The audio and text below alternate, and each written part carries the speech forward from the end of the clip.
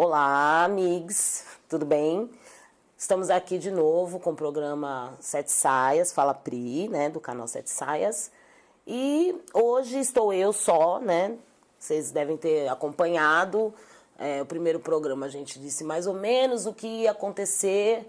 No segundo, entrevistei Miriam Vieira e Luciana Oliveira, né? Falamos sobre as temáticas que estavam agora mais acirradas durante o processo eleitoral, né? E no terceiro, a gente aprofundou muito na questão da temática étnico-racial, a questão da luta antirracista, porque eu conversei com 3 grandes amigas, as 2 primeiras também são grandes amigas, com 3 grandes amigas, que é a Brenda, a Tamires e a Juliana.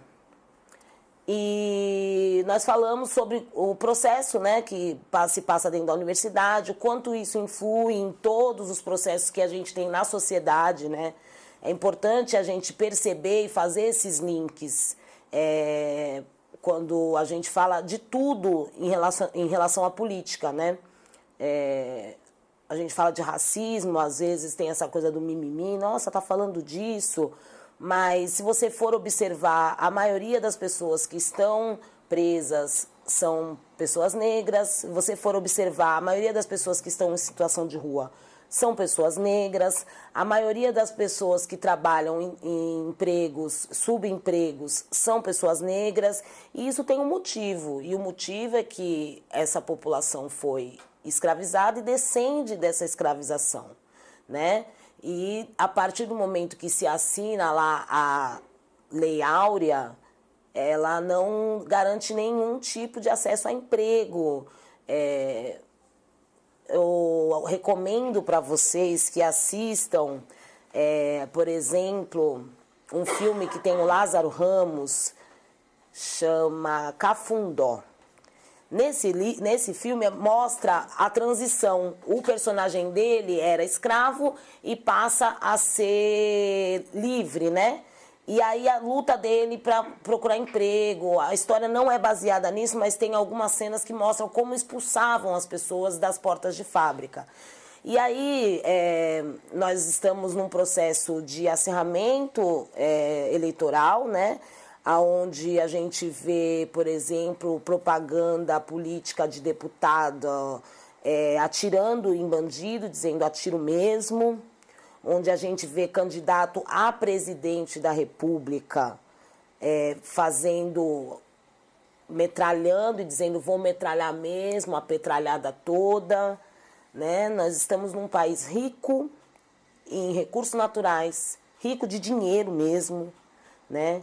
Porque se você for ver a quantidade de dinheiro, de imposto que pobre paga nesse país, não teria problema nenhum de previdência, não teria problema. É que os gastos, o dinheiro que a gente tem, ele é investido em pessoas que já têm dinheiro. Como eu já disse no primeiro programa, 1% da população que tem 50% de todo o acúmulo de riqueza, enquanto nós dividimos o resto.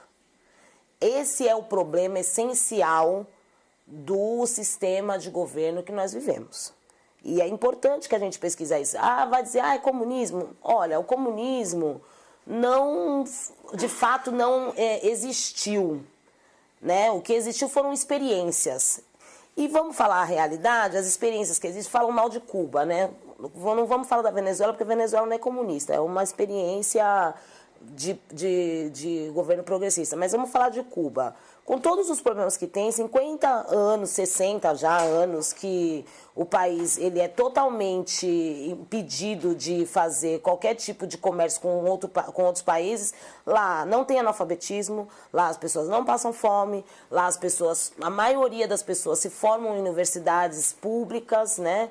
E aqui nós temos o quê? Aqui nós temos um país onde se investe milhões em bancos, se tira impostos de bancários, de grandes empresas, pessoas que têm mais dinheiro, enquanto nós pagamos os maiores impostos. Então, desculpa, gente, eu estou em casa e aqui é quilombo, então tá chegando a galera na hora do almoço.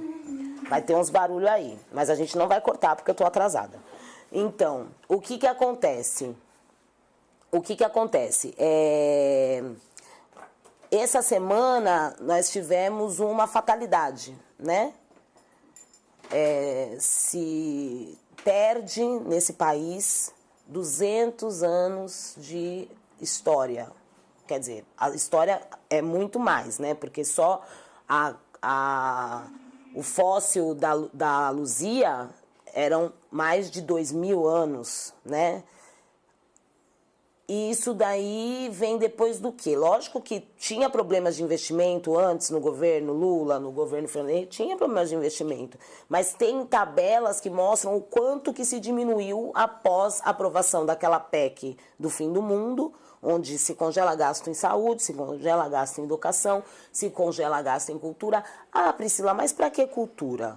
Cultura e educação e investimento em ciência e tecnologia serve para a maioria das coisas que a gente tem. Por exemplo, você vai num médico, né? Se não tivesse tido uma pesquisa científica, você não teria aqueles remédios. Você vai viajar de avião. Se não tivesse pesquisas científicas, investimento em cultura e essas pessoas não tivessem estudado, nós não teríamos avião. Você não vai de avião, você não tem dinheiro como eu. Você vai pegar um ônibus para ir trabalhar. Aquele cartãozinho que você passa, que facilita a nossa vida, bilhete único em São Paulo, aqui não, aqui tem só o bilhete mesmo que a gente passa pela catraca. Pesquisas tecnológicas.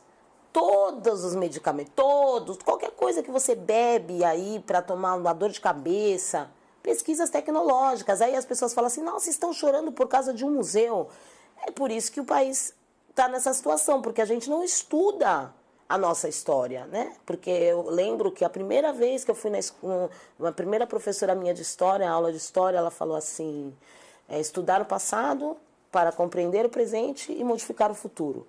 Nós não estamos fazendo isso, né? Nós estamos votando em qualquer pessoa e essas pessoas, vamos frisar novamente, essas pessoas, elas são, em sua maioria, brancas, ricas, com curso superior, né? Enquanto nós somos pobres, pretos, sem curso superior. Então, eles vão representar a quem mesmo? Eles vão representar a nós ou a classe deles, né? Nós temos um problema grande, e é preciso pensar. Eu estava pensando e assistindo o programa da Jujutsu, que minha amiga Catarina, que está aqui atrás da câmera, me indicou, e eu indico para vocês que assistam, porque ela também está fazendo uma explicação muito boa, a questão da democracia, como tudo começou. Eu pretendo fazer um programa com um professor, uma professora minha, que dê esse panorama antes do processo eleitoral. A gente tem que pensar aqui que a gente vai votar em várias pessoas, a gente não vai votar apenas para presidente, nós vamos votar em 6, nós vamos votar para deputado estadual, nós vamos votar para deputado federal, nós vamos votar em 2 senadores, nós vamos votar para governador do estado, nós vamos votar para presidente. Vocês lembram quando a presidente, né, eleita legitimamente foi eleita nessa última eleição? Primeiro dia no Congresso Nacional, no Senado, na verdade, o candidato derrotado foi ao palanque e disse para o Brasil inteiro ver que ele não permitiria que ela governasse. E ele não permitiu, né? Toda a bancada aliada dele não permitiu, e nós estamos nessa agora.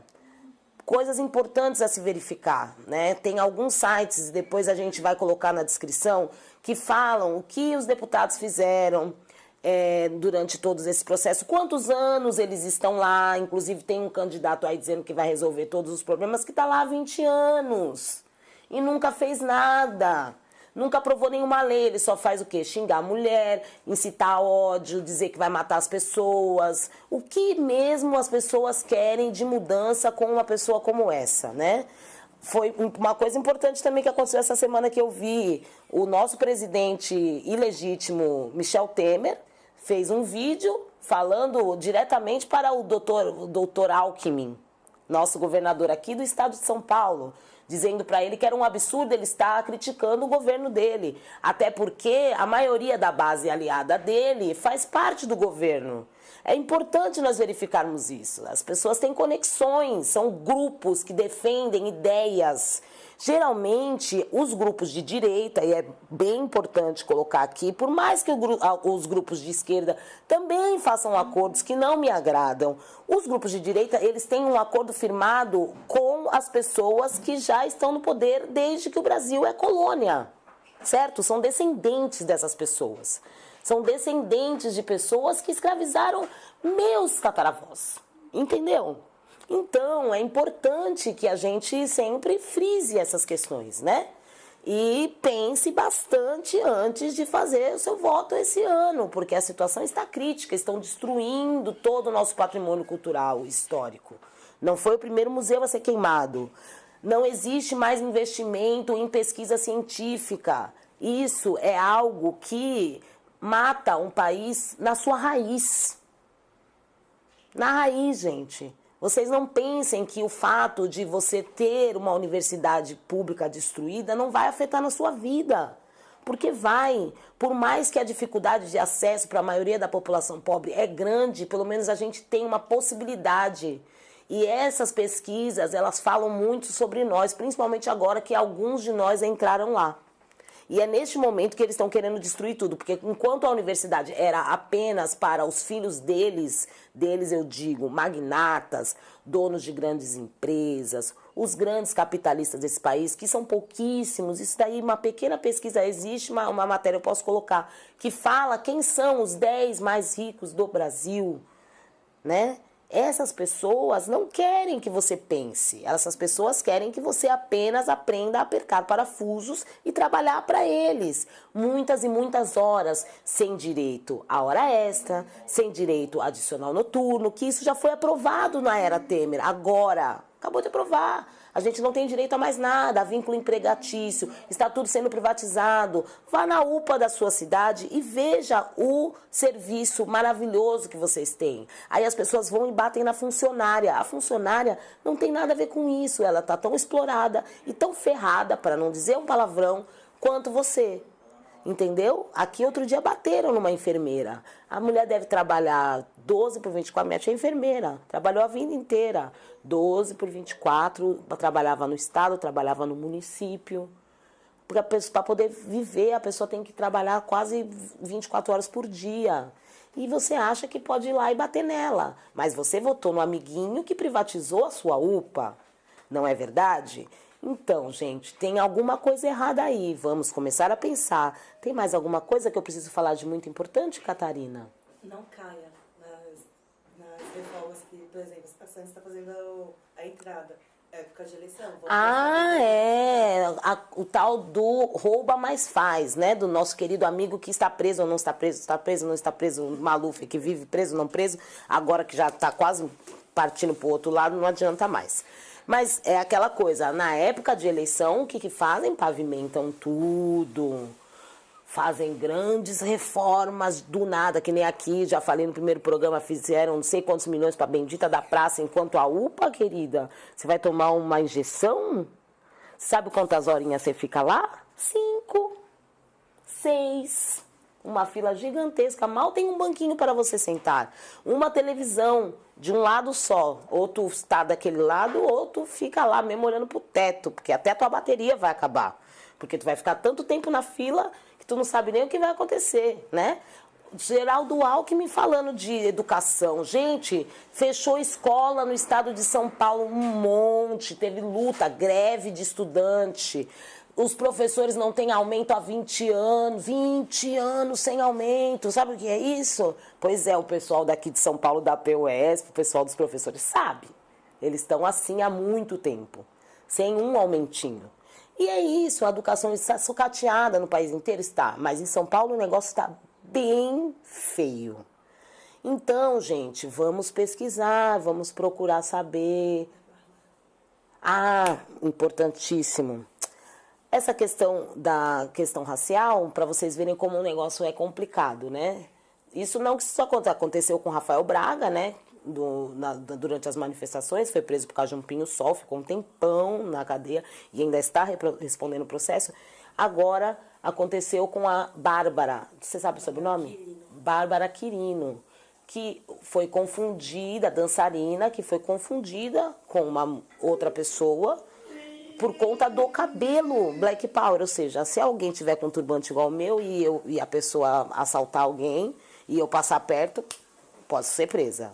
E é assim que está acontecendo, principalmente com pessoas negras, né? Isso acontece há muito tempo, né? Que essa é uma campanha e eu espero que vocês consigam acessar, porque vamos colocar o link, porque tem vídeo todos com Babi, né? Para que essa luta não morra, né? E que ela não fique passando por essa situação terrível.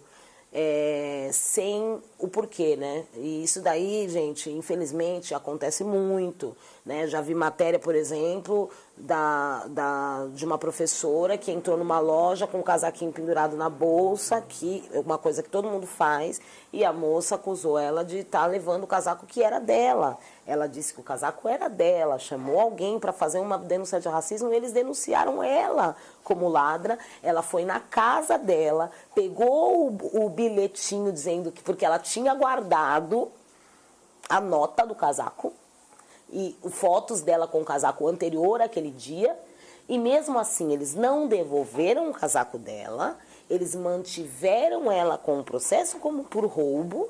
É isso, gente. A gente fala, o povo fala mimimi, é mimimi, mas não é fácil ser preto neste país. Não é só nesse país. Né? Nos Estados Unidos, na França, em todos os países onde as pessoas foram escravizadas e construíram tudo o que vocês estão vendo, né? E continuam sendo massacradas até hoje. Então é importante que a gente pense bastante, né? Que essa coisa do museu me fez pensar, porque como a gente não sabe nada de história, porque as pessoas estão rindo, um museu. É isso, né? A gente não sabe a história do nosso país, né? Porque se a gente chegou até aqui, foi por conta de uma história bem difícil.